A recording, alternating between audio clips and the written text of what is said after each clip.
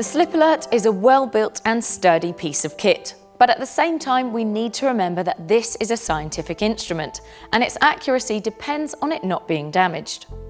Luckily, the SlipAlert requires next to no maintenance, so long as you avoid dropping, damaging or leaving the unit wet, it will always give reliable and accurate results.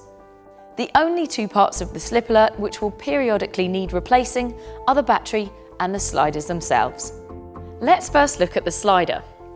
Over time, the edge of the slider will naturally wear down. Once the edge of the slider becomes too worn, like this one, simply rotate the slider around to use the opposite edge. This will double the life of each slider before having to buy another one. Eventually, both sides will wear out though. When this does happen, it is easy to replace. Simply remove it using the Allen key supplied, replace it with your spare, and give us a call to order another one. The counter display is always on, as it has a separate internal battery which will last for life. The other battery, which powers the rest of the SlipAlert, is a simple 9-volt PP3 battery, which are readily available everywhere. When you switch SlipAlert on, there will be a red light, and the display on top should start counting upwards when you turn the front wheels in either direction. If your unit is not turning on, just try replacing the battery, which you can find here. Other slip testing devices need regular calibration, but SlipAlert is different. It doesn't depend on springs or components that need calibrating. Instead, think of it like a digital watch. As long as it turns on and you use it correctly, it will always be accurate.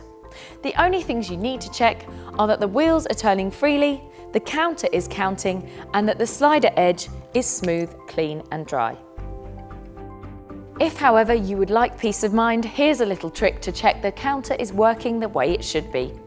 Lay the ramp on a flat surface with the legs folded flat.